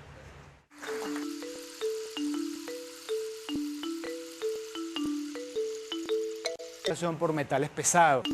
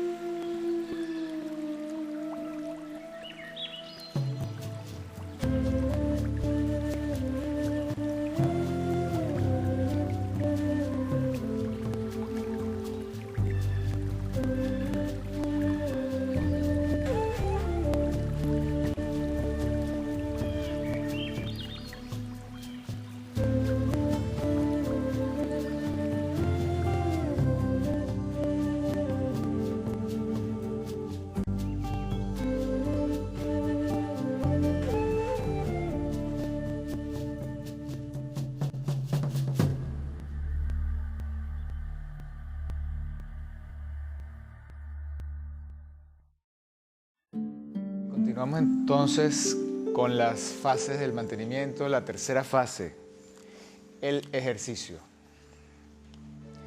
Bueno, sabían, como habíamos mencionado anteriormente, lo importante del mantenimiento como elemento que genera la diferencia entre el deterioro o la juventud prolongada, que va a ser pues nuestro lema. ¿Cómo lograr que la edad biológica se mantenga lo más cercana a la edad cronológica o incluso revertir síntomas de envejecimiento en la medida que recuperamos la condición, en este caso la condición física, a través del mantenimiento que nos va a brindar la conciencia del ejercicio y la práctica asidua? Fíjense una cantidad de elementos que están vinculados a la falta de actividad física. Por ejemplo, el problema con el peso. El 98% de las personas que bajan de peso lo recuperan antes de que transcurran 5 años. El 90% de ellos ganan más peso del que perdieron, porque la mayoría de nosotros nos las pasamos dándole toda la responsabilidad a la dieta. Y la verdad es que la dieta no puede ser la única forma como uno mantenga el equilibrio con las calorías y con todo eso. Si uno no tuviese una condición física, un criterio de mantenimiento a través del ejercicio, es imposible que nosotros podamos mantenernos realmente, por todo lo que dijimos ayer.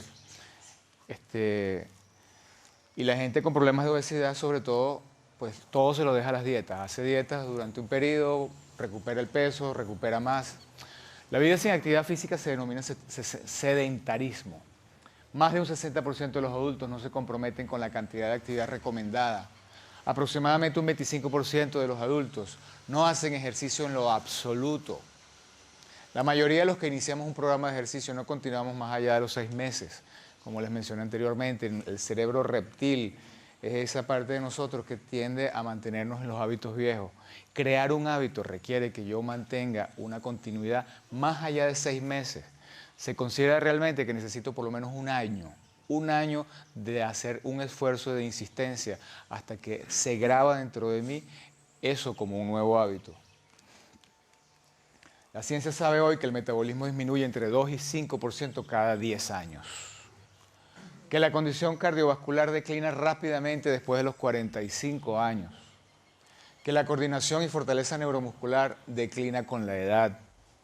Que la composición del organismo cambia y parece que nos reblandeciésemos con los años. El control neuromuscular y el equilibrio se reducen un 29% entre los 30 y 70 años. Y la causa es el sedentarismo, porque eso nos lleva a la pérdida de masa muscular. Un adulto promedio pierde aproximadamente cerca de medio kilogramo de músculo y gana poco más de 1 kilo de grasa cada año de vida en condiciones de sedentarismo. Se sustituye la masa muscular por grasa. El hombre promedio pierde entre 5 y 9 kilogramos de músculo entre los 40 y 70 años.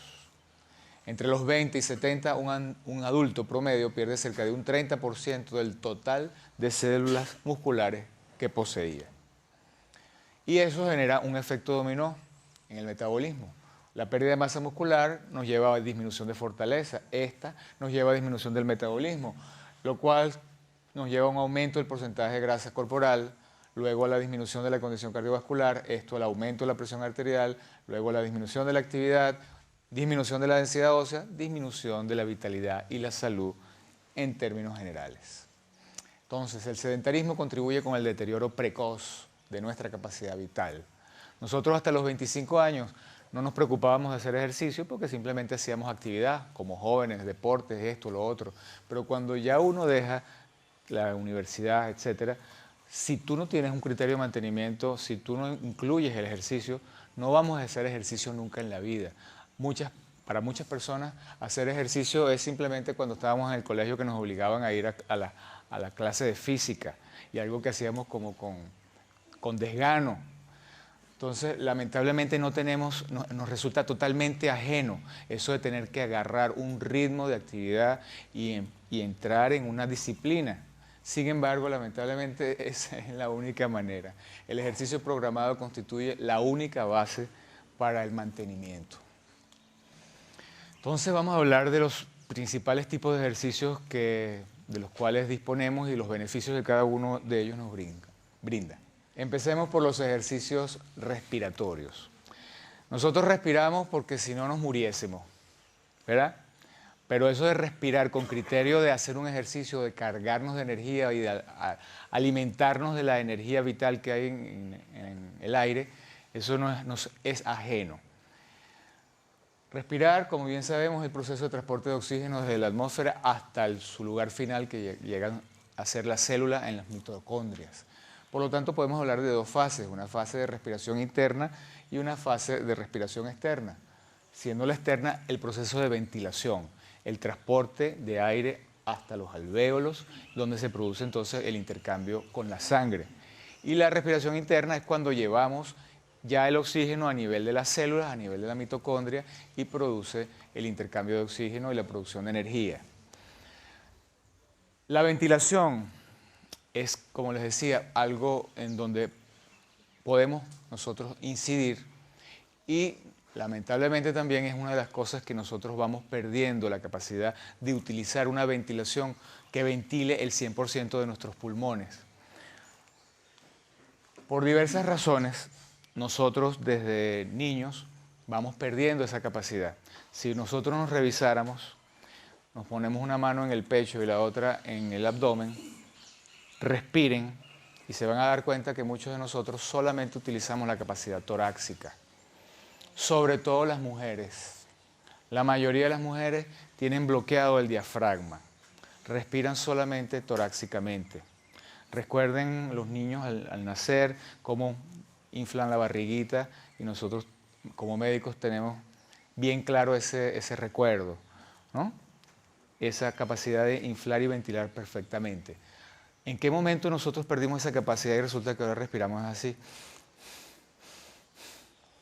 Entonces, lo primero que tenemos que aprender es a ventilar adecuadamente los pulmones, para lo cual tenemos que utilizar toda la capacidad.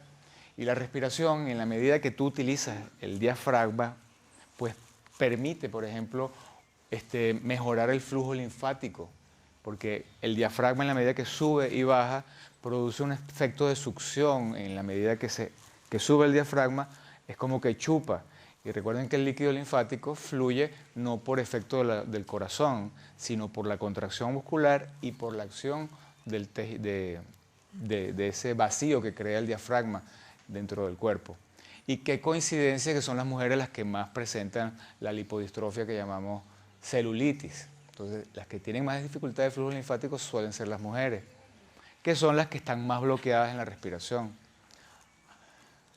La respiración permite una adecuada oxigenación y eliminación del CO2, produce relajación física en forma automática. Cada vez que hacemos una respiración profunda, que ventilamos el 100% de los pulmones, se produce una respiración automática, un reflejo de relajación automático que ha sido utilizado por todas las corrientes de yoga, de tai chi, de relajación. Todo el que trabaja con algo vinculado con relajación utiliza la respiración profunda. La ritmicidad de la respiración produce relajación psicológica y mejora la oxigenación cerebral, muy útil en la prevención y manejo del distrés. Disminuye la ansiedad, la depresión, la irritabilidad, la tensión muscular y la fatiga. Entonces, es importante que identifiquemos que existe una manera de respirar que ventila solamente el vértice de los pulmones y la parte media, que es la que solemos utilizar y que estamos dejando de utilizar, la parte baja que viene a ser la base de los pulmones, la más ancha, prácticamente un 40 o 50% del aire que pudiésemos ventilar está siendo dejado de ser utilizado ese espacio, para que logremos entonces hacer la verdadera respiración completa. La sugerencia que se les hago es que aprendamos a independizar la respiración abdominal. Sobre todo las mujeres, como les dije, traten de aprender a respirar abdominalmente primero, porque si yo respiro torácicamente y luego trato de meter aire abajo, es imposible, porque el diafragma se bloquea. Yo tengo que empezar metiendo aire abajo y después que está lleno abajo, meto aire arriba. De lo contrario es imposible. Entonces lo primero que hay que lograr es aprender a hacer respiraciones abdominales y una vez que logro independizar el abdomen, empiezo a utilizar la capacidad superior. Luego, entonces, aprendemos, una vez que ya sabemos respirar de forma que utilice toda la capacidad de ventilación, diversas técnicas de ejercicio respiratorio que fueron estudiados por los chinos, los llamaban Qigong, trabajo con la energía, o pranayama por los hindúes, que significa exactamente lo mismo, trabajo con la energía. Entonces hay unas técnicas muy sencillas de respiración purificadora, que es ventilando por la nariz varias veces, de manera que uno trate de expulsar el aire viciado. Eso se puede hacer en la mañana unas 2 o 3 veces. Y después se hace una respiración vitalizadora, que es hacer una respiración profunda, retener el aliento y además utilizar la visualización para imaginar que llevamos energía a cada célula del cuerpo. Cada vez que hacemos una respiración profunda, tenemos la opción de cargarnos de una energía prácticamente insustancial, la energía más barata, que no nos cuesta absolutamente nada y que la tenemos ahí para cargarnos en cualquier momento. Y hay unas técnicas de respiración rítmica que implican el alternar la entrada y la salida del aire por las fosas nasales. Se inspira por una fosa nasal, se retiene, se exhala por la otra fosa nasal, se retiene. Entonces hay diversas técnicas en los libros de yoga y todas estas cosas, existen muchísimas técnicas, pero estos son los 3 ejercicios más sencillos que pueden ser de verdadera utilidad para todos nosotros. El ejercicio psicofísico, entonces, es aquel tipo de ejercicio que integra la mente, el cuerpo. Es el ejercicio que se hace con conciencia de lo que estoy haciendo. Entonces, este tipo de actividades nos permiten coordinar, mejorar la capacidad de atención, equilibrio, flexibilidad, y nos llevan a una sincronización mente-cuerpo, nos ayudan a estar más presente en el aquí y en el ahora, a poderme concentrar y estar consciente de mis movimientos, de mis acciones, la acción consciente. Esa sincronización mente-cuerpo y el tipo de ejercicios que hacemos, pues, nos permite una serie de beneficios. Se desarrolla conciencia e integración mente-cuerpo, mejorando funciones endocrinas, cultivando las energías internas. Aumentan la flexibilidad y movilidad articular, aumentan el funcionamiento osteomuscular, evitan procesos degenerativos óseos, fundamentalmente de columna, disminuyen las mialgias y la rigidez musculoesquelética y mejoran el metabolismo y la irrigación sanguínea. Por lo tanto, los beneficios se ven en el estrés, dolores de espalda, rigidez y dolor articular, mantenimiento del sistema neuroendocrino. Entonces, sin duda que esto es un ejercicio sumamente valioso. Entre los ejercicios psicofísicos, los 2 más famosos o más conocidos pues vienen a ser todas las artes marciales suaves, como el Qigong y el Tai Chi Chuan, y las técnicas de yoga, precisamente Hatha Yoga. Todos estos son desarrollados a través de los conocimientos que nos fueron legados hace 2.500, 3.000, 5.000 años. O sea, no es nada nuevo, es algo que ha venido brindándole beneficios a la humanidad a lo largo de la historia del hombre y de la mujer. Entonces tenemos en ellos una fuente que implica todo un crecimiento, porque son disciplinas que no solamente desarrollan el físico, sino ayudan a esa integración mente-cuerpo que nos lleva a un desarrollo y un crecimiento espiritual también. El cultivo de esa energía, una energía que no solamente nos sirve para estar bien, sino para estar sanos y para llevar salud, porque existe la capacidad y la posibilidad de llevar a través de esa energía. Si imagínense que la luz transmite energía, las plantas transmiten energía, pues ¿qué más no puede transmitir energía un ser humano que conscientemente dirija la energía en beneficio de otra persona? De manera que podemos hacer también sanación a través del uso de esa energía. Y todas esas cosas se pueden cultivar a través de estas disciplinas. Yoga, tai chi, etc. Veamos la parte aeróbica, que es un elemento sumamente importante. Aquellos son aquel tipo de ejercicio en el que el consumo de oxígeno es constante durante el tiempo del ejercicio. Los músculos están en movimiento permanente y de hecho la idea es que se logre un consumo de oxígeno cada vez mayor, que la demanda de oxígeno cada vez sea mayor, para que de esa forma los músculos, sobre todo los del corazón, los de los vasos sanguíneos, tiendan a dilatarse, a crecer y podamos desarrollar el árbol cardiovascular y pulmonar, que viene a ser el objetivo fundamental del ejercicio aeróbico, aumentar la capacidad digerida aeróbica. Son ejercicios isométricos porque se contraen y relajan los músculos extensores y flexores alternativamente. Algunos de los ejemplos, como el aeróbico, la natación, la bicicleta, el trote, la caminata, son ejercicios que involucran una potencia aeróbica. Los beneficios del ejercicio aeróbico son innumerables. Desarrolla la función cardiovascular y respiratoria, promueve resistencia, juventud y vitalidad. Permite una mayor oxigenación, ingreso de nutrientes a las células y eliminación de tóxicos. Mejora el tono cardiovascular nuevo, aumenta el consumo máximo de oxígeno, el gasto cardíaco y el latido con vasodilatación arteriolar. Disminuye la viscosidad sanguínea y la agregabilidad plaquetaria. Dentro de los beneficios generales, aumenta la concentración de oxígeno arterial, aumenta la eficacia del músculo cardíaco y vascularización del corazón, los niveles de hemoglobina, mejora la circulación sanguínea, linfática, intersticial e intracelular, disminuye la generación de radicales libres y o aumenta su eliminación con la disminución del estrés oxidativo, disminuye los procesos degenerativos y de envejecimiento celular. Otros beneficios, incrementa la actividad de diversas enzimas como la lipoproteína lipasa, la cual degrada las partículas ricas en triglicéridos y transfiere sustratos para la formación de lipoproteínas de alta densidad, por lo que disminuye la aterogénesis y con ello las enfermedades asociadas como el infarto, accidentes cerebrovasculares, etc. Aumenta la actividad de enzimas antioxidantes, la superóxido desmutasa, la glutatión peroxidasa y la catalasa, que previenen el estrés oxidativo al aumentar el consumo de oxígeno en el ejercicio.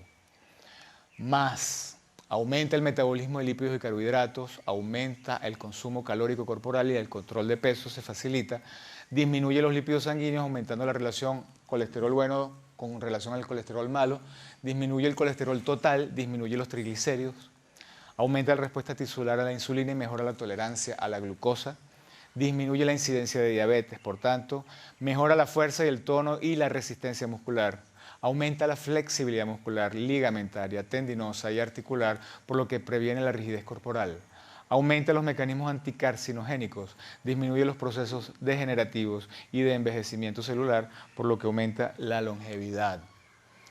A nivel del sistema endocrino, mejora el metabolismo del sistema nervioso central y periférico, aumenta la liberación de endorfinas, mejorando la respuesta a la fatiga y el dolor, mejora la función del eje córtico, hipotalámico, hipofisario, adrenal, aumentando la resistencia al estrés, mejora la capacidad del sistema inmune, evita el estrés oxidativo a nivel de células neuronales, disminuye el riesgo de neurodegeneración, aumenta el estado de alerta, mejora el estado del humor, disminuye la ansiedad y la fatiga crónica, regula la relación sueño-vigilia, produce relajación muscular y mental, mejora la autoimagen corporal, disminuye los procesos degenerativos y el envejecimiento precoz.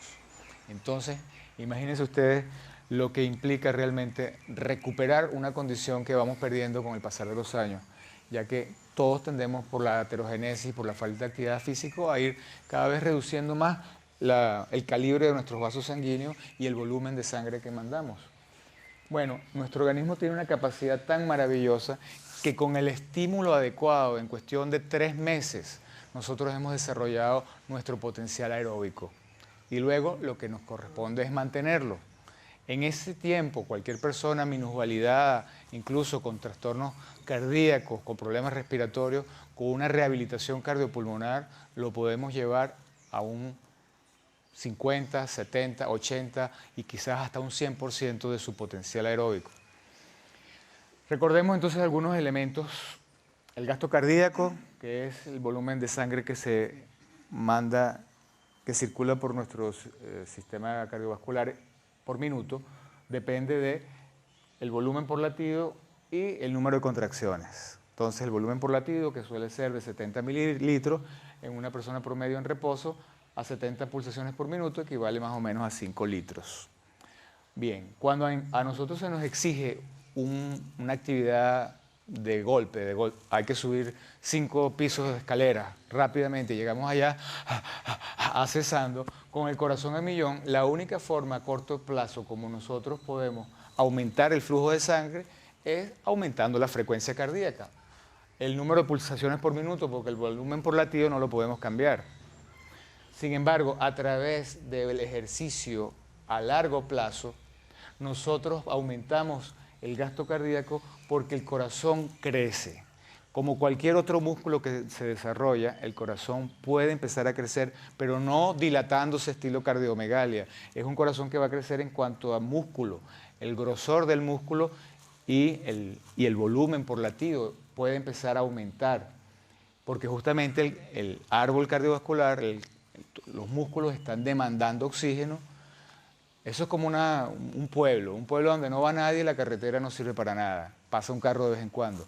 Pero si de golpe meten ahí una fábrica y hay algún interés económico en la región, pues en la medida que empiezan a demandar mejores vías, pues la alcaldía o el gobierno les crea una carretera grandota. Igualmente es así. En la medida en que los músculos empiezan a trabajar y a demandar oxígeno, el cuerpo reconstruye los vasos sanguíneos, crea vías alternas incluso cuando hay alguna que esté tapada. Y el organismo se reconstruye día a día a través del estímulo adecuado. Y ese estímulo va a ser el ejercicio, logrando el crecimiento del tamaño y la fortaleza del corazón. Para lo cual necesitamos realizar la actividad aeróbica cumpliendo con unos requisitos. Porque salir a caminar no significa que esté haciendo aeróbico.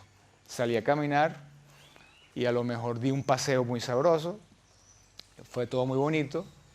Hice alguna actividad física para las piernas, a lo mejor mejora la circulación de las piernas, pero eso no significa que estoy haciendo una actividad aeróbica que también está ayudando al corazón. Entonces, para que haya entrenamiento cardiovascular hay que cumplir con 3 parámetros fundamentales.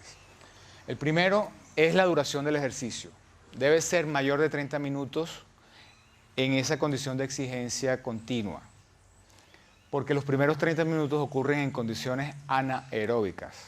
El organismo no está demandando oxígeno de la sangre, porque básicamente puede de manera anaeróbica producir el metabolismo de la glucosa que tiene guardada en forma de glucógeno en el músculo. Después de eso, que se gasta eso, necesita también glucosa y llevar glucosa a la sangre, y esa se la va a llevar, es la sangre, pues a través de la sangre. Y agotamos la capacidad anaeróbica. Entonces la sugerencia es que el ejercicio debería ser alrededor de 45 minutos o 60 minutos. 45 minutos están bien. 45 minutos, ¿a qué frecuencia? Bueno, lo ideal al principio sería realizar una actividad diariamente, por 2 razones. Una, porque estamos en fase de entrenamiento. Entrenamiento significa ir desarrollando una condición. Una vez que la haya desarrollado, luego me mantengo. Entonces yo sugiero comenzar diariamente por 3 meses. Después de que yo ya tenga más o menos el hábito, que es la otra cosa que me interesa, crear el hábito. Si yo lo hago todos los días, me resulta como más fácil crear el hábito. Luego puedo pasar a una fase interdiaria, que es la de mantenimiento, incluso hasta 2 veces por semana en algunas ocasiones. Son suficientes para mantener la condición cardiovascular. Y la tercera es la intensidad en la cual yo voy a realizar ese esfuerzo o ese ejercicio. Si yo hago esfuerzos, como dije ahorita, una vez a la semana es muy poco. Eso prácticamente van a ser esfuerzos, porque cada vez que vuelvo a hacer ejercicio es como comenzar de nuevo. Si yo mantengo la condición, en ningún momento hay pérdida del desarrollo o de la potencia. Entonces, la intensidad con la que yo voy a trabajar ese esfuerzo es acorde con la edad, el peso y la condición física de la persona. Si un joven de 18 años, en plena salud, sale a caminar con una persona de 50 o 60 años y andan los dos para arriba y para abajo, uno de los dos no está haciendo nada. O el joven va a la velocidad de la persona mayor, para él eso no representa ningún esfuerzo. Y si es al revés, que la persona mayor va a la velocidad del joven, pues puede que le suba la frecuencia cardíaca a un punto que pueda tener una arritmia o un trastorno cardiovascular y pasar un susto, ¿verdad? Entonces, el joven tiene que ir a su velocidad, la persona mayor a su velocidad, pueden salir los dos al mismo tiempo, pero regresar juntos, pero cada quien tuvo que haber recorrido una distancia mayor, porque el joven puede ir a una velocidad mayor, por lo tanto puede recorrer una mayor distancia en el mismo tiempo. Entonces, esa viene a ser la forma como nosotros vamos a ir aumentando nuestra potencia aeróbica. Yo comienzo haciendo una caminata, por ejemplo, de 45 minutos y llegué a 5 kilómetros. Bueno, a partir de ahí, ya yo sé que en 45 minutos hago 5 kilómetros. Bueno, dentro de 15 días trato de caminar 2 o 3 cuadras más. Dentro de un mes trato de caminar 2 o 3 cuadras más. Y ahí voy cada vez aumentando distancia en el mismo tiempo. Eso me va a llevar a que va a haber un momento en que voy a recorrer eso trotando. Empecé caminando y después ya lo hago trotando, porque caminar ya me resulta que no es suficiente para que mi corazón suba a la frecuencia cardíaca de entrenamiento. Esa frecuencia que es la que va a permitir ese crecimiento. Y esa frecuencia cardíaca de entrenamiento es una fórmula que podemos calcular en base a este principio que dice que a la frecuencia cardíaca máxima se obtiene restándole a 220 la edad. Eso vendría a ser la frecuencia cardíaca máxima a la cual podemos llegar estando entrenados. Porque a nadie le vamos a pedir que se exija el máximo si no está entrenado, porque también puede ser un riesgo peligroso. Cuando ya hayamos logrado esa capacidad de habernos entrenado después de 3 meses de práctica continua, ya yo me puedo empezar a exigir el máximo. Y los atletas de competencia se exigen más del máximo. Ellos se exigen a veces hasta el 110, el 120%, porque su objetivo es la competencia. La nuestra es la salud. Entonces, en términos generales, yo debería, entonces, en una primera etapa, a esa frecuencia cardíaca máxima, restarle un tanto por ciento para yo estar más seguro. Si yo estoy en mi peso adecuado y en una condición física relativamente sana, yo puedo comenzar trabajando con un 80% de mi frecuencia cardíaca máxima. Si tengo exceso de peso, dependiendo del exceso de peso, entonces me exijo un 70% o un 60% o un 50% de la frecuencia cardíaca máxima. Y en la medida que empiece a practicar y a bajar de peso, me voy cada vez exigiendo un poquito más. Veamos este ejemplo.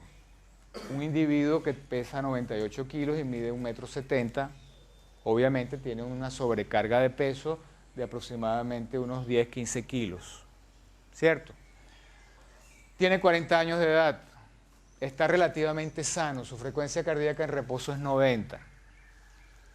Bueno, le restamos a 220 la edad y dice que su frecuencia cardíaca máxima a la cual puede llegar en condiciones de estar ya entrenado es 180. Pero como tiene un cierto exceso de peso, prudencialmente vamos a restarle un tanto por ciento y le vamos a calcular el 70% a esos 180, lo cual es 126. Quiere decir que durante los 45 minutos de entrenamiento, ese señor debe tener una frecuencia cardíaca que va a medir en su pulso de 126 pulsaciones por minuto durante los 45 minutos del entrenamiento. Para lo cual existen unas bandas que miden la frecuencia cardíaca y te dan la información. Y si no, vamos a tomarnos el pulso, preferiblemente el pulso carotídeo, que es el más sencillo de encontrar, y lo medimos en 10 segundos.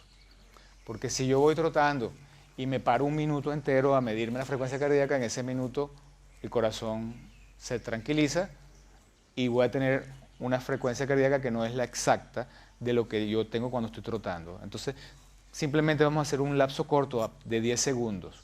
Mido la frecuencia cardíaca en 10 segundos y multiplico por 6. Mido en 10 segundos y multiplico por 6. Si estoy por encima de 126, bajo la velocidad. Si estoy apenas en 110, entonces me exijo un poquito más porque tengo que andar alrededor de 126, entre 125 y 130 más o menos, ¿verdad? Un rango por ahí, durante todo el tiempo del ejercicio. Bien, ese viene a ser entonces las características para el ejercicio aeróbico. Sugiero que comenzamos con ese porque ese lo podemos empezar a hacer hoy. Una vez que ya tengamos esos 3 o 6 meses de práctica y que ya hayamos incluido esto en nuestro hábito de vida y que ya podamos bajar a la fase de entrenamiento, de mantenimiento, haciendo 2 o 3 veces por semana, entonces creo que sería el mejor momento para empezar a hacer yoga o tai chi, que ya va a ser una disciplina con la cual ustedes se van a cultivar para el resto de sus vidas y que van a tener algún maestro que siempre va a estar enseñándoles cosas nuevas. Pero ya tienen por lo menos la parte aeróbica ganada y esa la podemos hacer con el conocimiento que les acabo de dar. No necesitamos ningún instructor, sino empezar a caminar, montar bicicleta, nadar en las condiciones de entrenamiento que hemos indicado. El ejercicio anaeróbico es otro tipo de actividad que no viene a ser tan importante desde el punto de vista de la salud, salvo para el desarrollo de ciertas musculaturas cuando esos músculos se han desarrollado mal o hay hipotrofia o uno tiene que rehabilitarse después de haber quedado minusvalidado por algún traumatismo o por alguna causa que nos inmovilizó.